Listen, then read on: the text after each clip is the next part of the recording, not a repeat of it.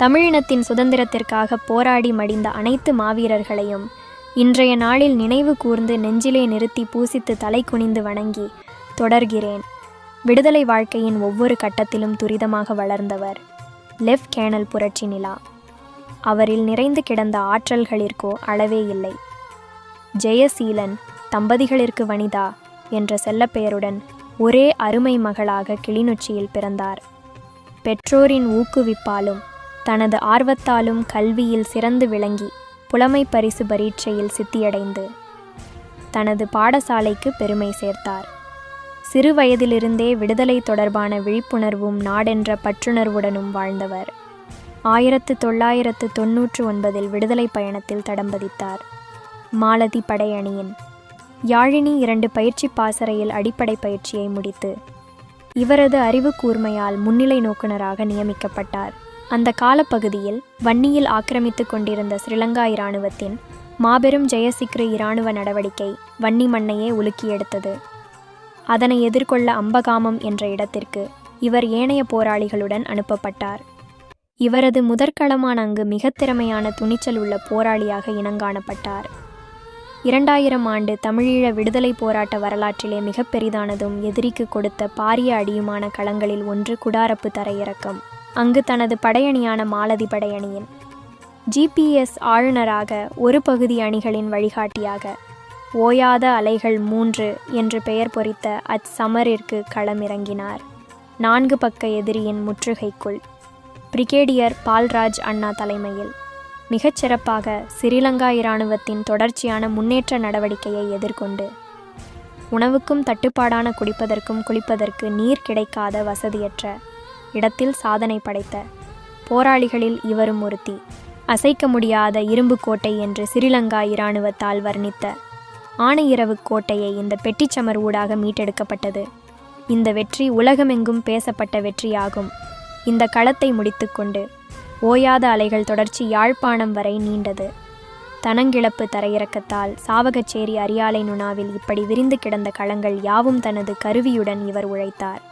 2001 அணித்தலைவர்களுக்குரிய அதிகாரிகள் கல்லூரியை முடித்து சிறிலங்கா இராணுவத்தின் மீண்டும் ஆணையிரவை மீட்பதற்கான மிக பெரும் முன்னேற்ற நடவடிக்கையான தீச்சுவாலை சமரில் இவரும் அணியோடு நகர்த்தப்பட்டு களமாடினார்.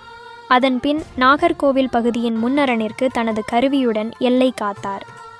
2002 ஆண்டு தமிழீழ விடுதலை புலிகளிற்கும் சிறிலங்கா இராணுவத்திற்கும் யுத்த நிறுத்த ஒப்பந்தம் கைச்சாத்தாகியது யாவரும் அறிந்ததே. அக்கால பகுதியில் படைக்கு தேவையான அதிமுக்கியமான அறிவுகளில் வரைபடம், பூமி நிலைக்காண் தொகுதி இதனை கற்பிக்கும் ஆசானாக இவர் தேர்ந்தெடுக்கப்பட்டார். பல அதிகாரிகள் கல்லூரியையும் பல முன்னிலை நோக்குனர் கல்லூரியையும் இவர் தலைமையில் நடாத்தி பல திறமையான போராளிகளை உருவாக்கினார். தமிழீழ தேசிய தலைவரிடமும் பல பாராட்டுக்களையும் பல பரிசில்களையும் பெற்றுக்கொண்டார்.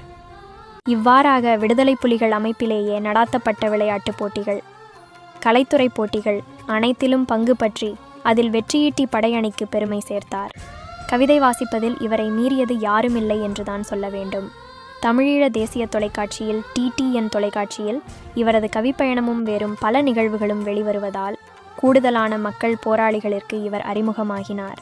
இதற்கு இடையே 2003 தமிழீழ விடுதலை புலிகளின் பிரிவினைவாதம் கருணாவால் ஏற்படுத்திய போது மட்டக்களப்பிற்கு அதனை முறியடிக்க வன்னியிலிருந்து அணிகள் நகர்த்தப்பட்ட போது புரட்சி நிலாவும் GPS கருவியுடன் அணிகளின் வழிகாட்டியாக நகர்த்தப்பட்டார். அங்கு அதனை மிகச் சாதுரியமாக முறியடித்துவிட்டு மீண்டும் அணிகள் வன்னிக்கு நகர்ந்தன. புரட்சி நிலாவும் நகர்ந்தார். 2006 ஆண்டு காலப்பகுதியில் தமிழீழ விடுதலை புலிகளின் யாழ் நோக்கிய வலிந்த தாக்குதலில் மாலதி படையணியின் சிறப்பு தளபதியும் விடுதலை புலிகளின் மகளிர் தளபதியுமான பிரிகேடியர் விதுசாவிற்கு வரைபடவியலாளராகவும் அவரின் மெய்ப்பாது காவலருமாக நின்று அணிகளின் நகர்விற்கு வழி சொன்னார்.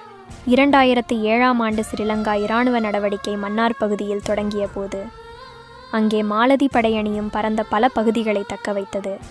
அங்கே நகர்ந்தார். இரவு பகலின்றி பல கிலோமீட்டர்கள் நடந்து அணிகளிற்கு தேவையான அனைத்து தேவைகளையும் சிறப்பு தளபதியின் ஆலோசனையுடன் அத்தனையும் நிறைவேற்றி வைப்பார். குட்டித் தளபதி என ஏனைய தளபதிகள் மத்தியிலும் ஏனைய படையணி போராளிகள் மத்தியிலும் அழைக்கப்பட்டார். களத்தில் கட்டளை அதிகாரிகளிற்கு இடைவெளிகள் ஏற்படுகையில் அதனை நிரப்பிட எந்தவித சலனமின்றி ஓடோடிச் செல்வார். போராளிகளுடன் அன்பாகவும் அவர்கள் பிரச்சனைகளை விளங்கி ஆதரவாகவும் நடந்து கொள்வதில் மிக உச்சம் இவரது பண்பு. பெரியவர்களிற்கு கொடுக்கும் மதிப்போ அளவில் கடந்தது. உருவத்திலும் வயதிலும் ஏனைய அதிகாரிகளை விட சிறியவர். ஆனால் ஏனைய போராளிகள் மத்தியில் பெரும் புகழுடனும் மதிப்புடனும் ஆசானாகவும் செல்லப்பெயருடன் புரட்சி என்று அழைக்கப்பட்டார். தமிழீழ தேசிய தலைவர் அவர்களின் மனதில் இவரது கவித்துவ ஆற்றலாலும் கலைத்துவ ஆற்றலாலும் முதலாக இடம் பிடித்தார். பின்னர் தமிழீழ தேசிய தலைவர் செல்லமாக அரசியல் என்று அழைக்கப்பட்டார். இவ்வாறாக தேசிய தலைவர் மத்தியில் இடம் பிடித்தவர். களத்தில் கிடைக்கும் சிறு ஓய்வில் கவிதை எழுதி வெள்ளிநாதத்திலும் ஏனைய விடுதலை புலிகளால் வெளியிடப்படும் சஞ்சிகைகளிற்கும் புலிகளின் குரல் வானொலிக்கும் தனது ஆக்கங்களை அனுப்பி வைப்பதில் தவறுவதில்லை. களத்தில் நின்று கொண்டே அணித்தலைவர்களை உருவாக்கும் அதிகாரிகள் கல்லூரிகள் பலவற்றை இவர் நடாத்தி அவர்களுக்குரிய அத்தனை அறிவையும் புகட்டி சிறந்த அணித்தலைவர்களாக வெளியேற்றி வைத்த வரலாறு இவருக்கு நிறையவே உண்டு.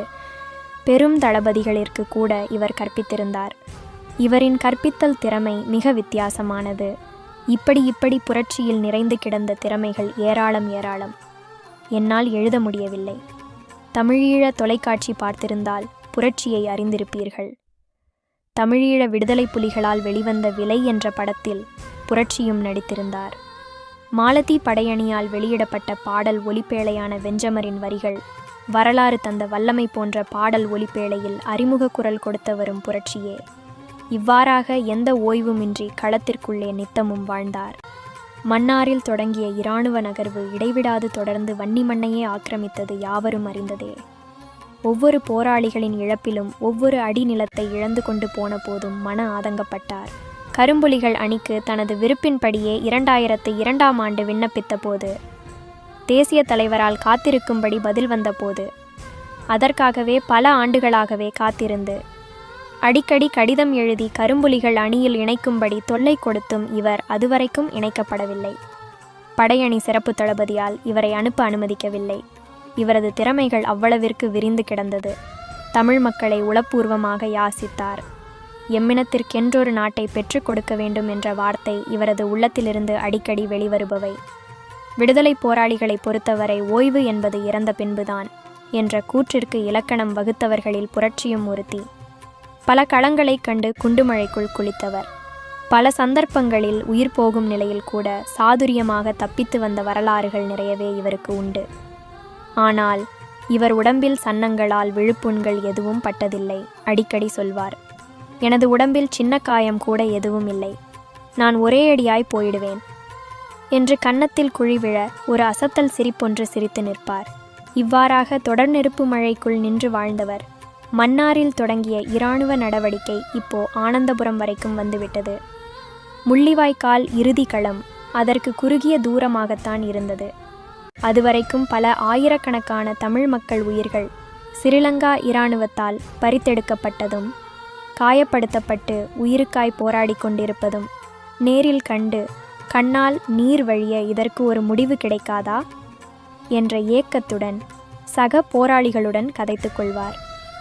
ஆனந்தபுரத்தில் பிரிகேடியர் விதுசாவின் கட்டளை நிலையத்தில் நின்ற புரட்சி நிலா முன்னணி நிலையில் அணிகொண்டு செல்ல வேண்டிய தேவை வந்தபோது எரிகணை தொடர்மழைக்குள்ளும் சீறி வரும் துப்பாக்கிச் சன்னங்கள் நடுவிலும் சிரித்த முகத்துடன் போட்டுவாரேன் என்று விரைந்து சென்றவர். யாரும் நினைத்திருக்கவில்லை அன்றைய அவளின் புன்னகை இறுதி புன்னகை ஏன். அன்று நடந்த ஆனந்தபுரத் சமரில் மிக திறமையாக அணியை நடத்தி கொண்டிருந்தவள் எதிரியின் குண்டில் கடுமையாக காயப்பட்டு வைத்தியசாலைக்கு அனுப்பப்பட்ட போதும் எங்கள் புரட்சியை காப்பாற்றவே முடியாமல் போய்விட்டது. களத்திலிருந்து ஏனைய போராளிகளை விட்டு வரமனமின்றி துடித்த புரட்சி சுய நினைவு குறையும் வரையும் கூட நின்ற போராளிகளின் மனங்களை திடப்படுத்தி அறிவுரை சொல்லியே தனது சுய நினைவிழந்தார். களத்தின் சாதனையாளியாக வீராங்கனையாக இவர் வாழ்ந்து தனது புகழை இவ்வுலகில் விட்டு சென்றார். நினைவு பகிர்வு. உயிர் நண்பியின் நினைவாக செம்பகம். தமிழினத்தின் சுதந்திரத்திற்காக போராடி மடிந்த அனைத்து மாவீரர்களையும் இன்றைய நாளில் நினைவு கூர்ந்து நெஞ்சிலே நிறுத்தி பூசித்து வணங்கி இந்த உன்னதமான மறவர்களின் கனவுகளை நனவாக்க தொடர்ந்து பயணிப்போம்.